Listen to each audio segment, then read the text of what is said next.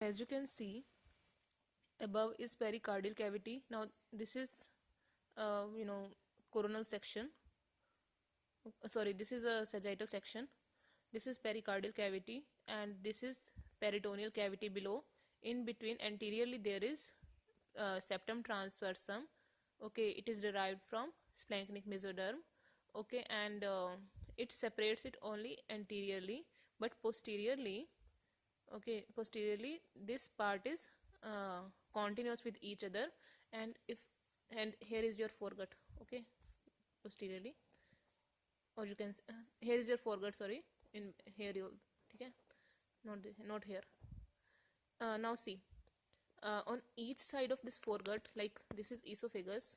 Okay, on each side of this, sorry, this is esophagus, and on each side there will be your canals, pleuroperitoneal canals.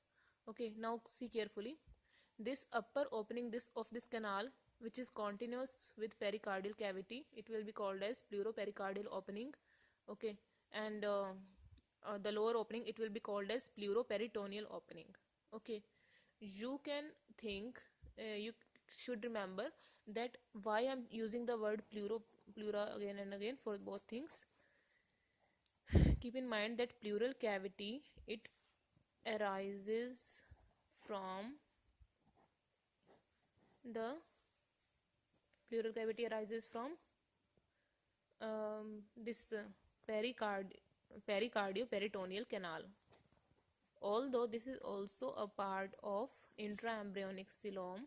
Okay, but if this option is given, you will uh, answer this you will answer this pericardio-peritoneal canals gives rise to pleural cavity. Now see what happens. Like this is the canal. Okay, upper part is your pleuropericardial opening, lower one is pleuroperitoneal opening. Gradually this posterior wall, it enlarges. Because of this, this part get enlarges. Okay, and forms a more an expanded cavity called as pleural cavity.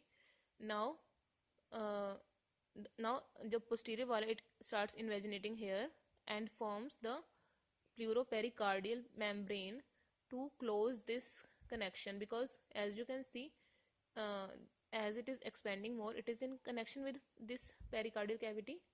So to close this, two membranes arise on each upper and lower part. The upper part, it will be called as the pleuropericardial membrane, because it is separating the pleural cavity from the pericardial cavity. Also you should remember, it is gradually enlarging in length. Okay, and this membrane is pleuropericardial membrane. Below this membrane is pleuroperitoneal membrane. Okay, but this membrane, this pleuroperitoneal membrane, it appears later as compared to this membrane. Okay, now see gradually what happens. This pleural cavity, it keeps on enlarging and enlarging, and gradually it comes posterolateral to the pericardial cavity. Okay, and this membrane, this will form the membrane which we will call as the pericardio-pleural membrane or pleuropericardial membrane, because it will come like this na. This like अगर मैं इस तरह से बनाऊं, okay, it will close and it will form the pleural cavity. So this will be the pleuropericardial membrane, which is separating the pericardial and pleural cavity from each other. Okay, so one more thing, this pleuropericardial membrane, it also gives rise to your fibrous pericardium. Now as you can see, if I will say here the pericardial cavity is there. Okay, if fibrous pericardium will be there around it. The base of fibrous pericardium, it is originating from the septum transversum, but most of the part, it will arise from the pericardio-pleural membrane or the pleuropericardial membrane. Now see, this was the pleuropericardial membrane separating the two. Now here is the peritoneal cavity below, and here will be the pleuroperitoneal membrane. But keep in mind that this has closed, but this has not yet closed, it is still open. Okay, it is because it closes later as compared to the pleuropericardial membrane. So now we understand the concept of septum transversum, pleuropericardial and pleuroperitoneal membrane, and pleuroperitoneal canals, and also dorsal and ventral mesentery of esophagus. Now we come to the formation of diaphragm, which arises from these structures. First of all, the septum transversum. I told that septum transversum is forming this part, this upper dome of the upper dome, that is mainly central tendon of the central tendon of the diaphragm hai, it mainly arises from the septum transversum. Okay, and also this uh, sept see in uh, if this is posterior part, this is anterior part, here is the septum transversum. Okay, I had told that there is esophagus. Okay, and this is a mesentery, as you can see here. Like this is the posterior part, vertebra, etc. This is your septum transversum, and here it is not yet closed. This pleuroperi this sorry pericardioperitoneal canal, it has not yet closed from below. Okay, and on sides I had told that there are pleuroperitoneal folds or the pleuroperitoneal membrane on the lower part of lower opening of this canal, which will gradually fuse, which will gradually close the this canal, this pericardioperitoneal canal. Okay, also as you can see here, I had told that this is aorta, this is esophagus, this is dorsal mesentery, this is ventral mesentery, and also gradually IVC opening is also there. But you right now you should know that septum transversum, it is mainly forming the central tendon of diaphragm. Okay, this is the your aorta, aortic opening, this is esophageal opening, and this is IVC opening, and here is your dorsal mesentery and ventral mesentery.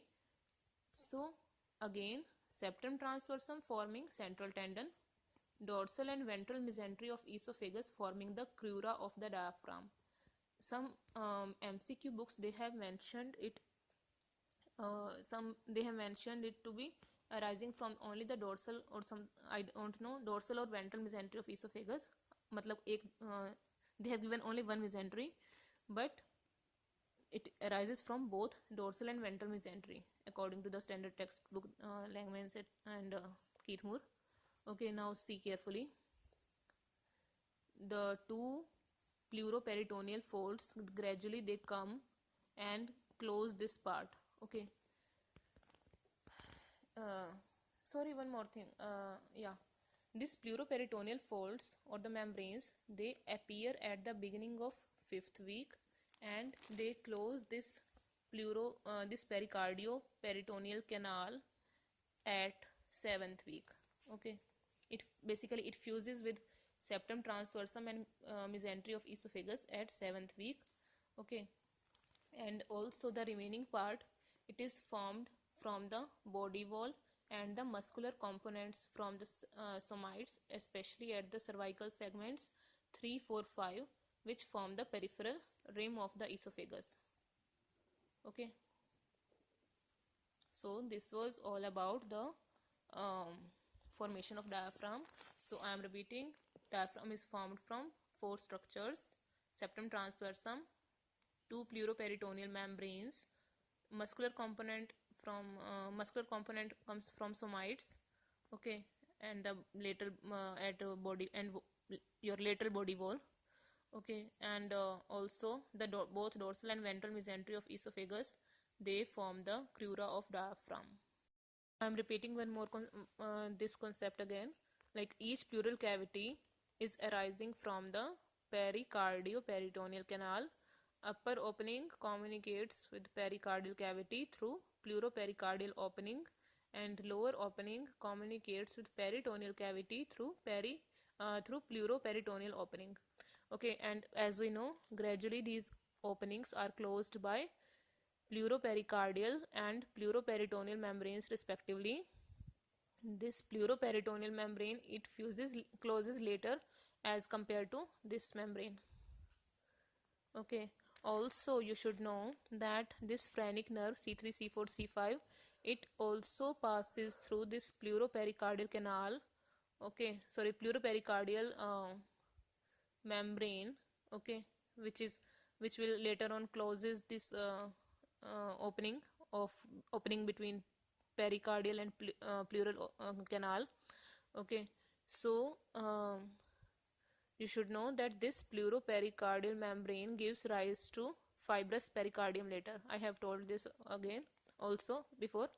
Okay, and this explains, like, you should know that phrenic nerve is passing through this pleuropericardial membrane, and this pleuropericardial membrane is forming the fibrous pericardium. This explains that जो जो phrenic nerve है, it crosses over the pericardium. Okay, also common cardinal veins, they also pass through pleuropericardial membrane. About these veins we will talk later. Anyways, you should know that these pleural cavities which are formed from the pericardio-peritoneal canal, they are initially dorsolateral to the pericardium, then come lateral, and gradually they come ventrolateral to the pericardium. Okay, because of increase in size of lungs, although not that much ventrolateral, it is just lateral. Okay, and these pleural cavities, they also extend backward, downward, as well as upwards towards the neck. Okay, backward it goes into the posterior abdominal wall, and because of this extension, the pleural recesses are formed. Okay, okay, now 2-3 more important things related to the diaphragm formation. Basically, I had told that this pleuropericardial canal, it enlarges, है ना? But now I will tell how it enlarges. Basically, we know that this is suppose foregut. Okay, this is sagittally, and lung bud arises as the respiratory primordium from here. Okay, now if I will take it in front. Okay, this is foregut. Okay, and from here this respiratory diverticulum is forming. This is the respiratory diverticulum as two lung buds. They appear in the 4th week again. Okay, now what happens, that when these lung buds, they arise, okay, from the ventral side of foregut, they start invaginating.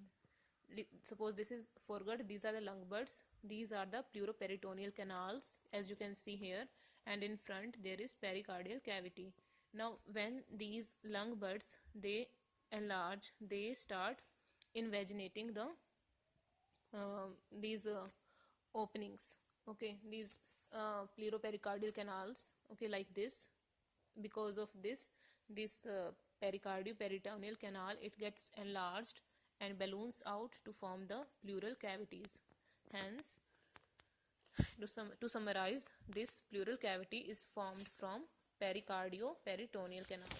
Okay, and one more thing, that in the diaphragm, I had told that in the 4th week this septum transverse. One more thing. In the 4th week, when the septum transversum it forms initially, it lies opposite the cervical somites. As I had told now that initially it is rostral to pericardial cavity. Okay, so it lies opposite the C3, C4, C5 level. Okay, therefore, जो nerve components of C3, C4, C5 segments, they grow into the septum transversum, and then when this septum transversum it comes down due to folding, these phrenic nerves also pass through the pleuropericardial folds and pleuropericardial membrane into the pass through the pleuropericardial openings into the these phrenic nerves, they also pass through the pleuropericardial membranes or folds into the septum transversum. That is why this phrenic nerve, we say it it passes through the fibrous pericardium, and this explains that why further expansion and descent into the septum shifts the phrenic nerve into the fibrous pericardium. Same thing. I mean, like, suppose septum transversum was here, so it was invaginating here. Now it has come down. These also have extended. Okay, and when they are extending, they are passing along the your pleuropericardial membranes. Okay. Now see, in the 6th week, the developing diaphragm is at the level of thoracic somites. Okay, and some dorsal bands also lie at the level of lumbar vertebra, first lumbar vertebra, but they are not of that much importance. You should know that it is at the level of thoracic somites. And motor, and as phrenic nerve is supplying it, है ना, so main motor and sensory innervation of diaphragm is via phrenic nerve. Okay,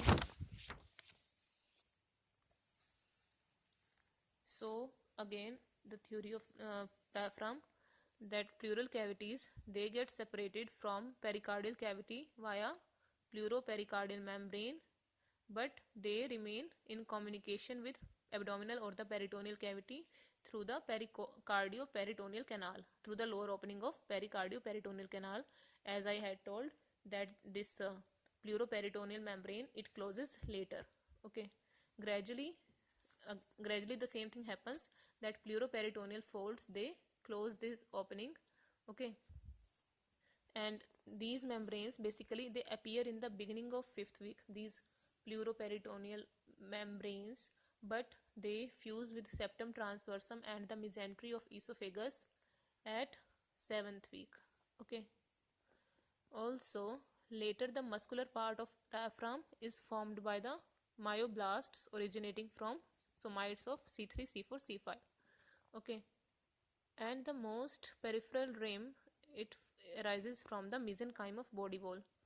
Okay, like this is septum transversum suppose. Okay, यहाँ पे ventral mesentery का role हो गया, यहाँ पे pleuroperitoneal membranes ने cover कर लिया, and around that the muscular component is arising from the C3, C4, C5 level, and later most part it is formed from the body wall. Okay, from the mesenchyme of body wall, but the latter two, that is the muscular component and this part, this is often merged together.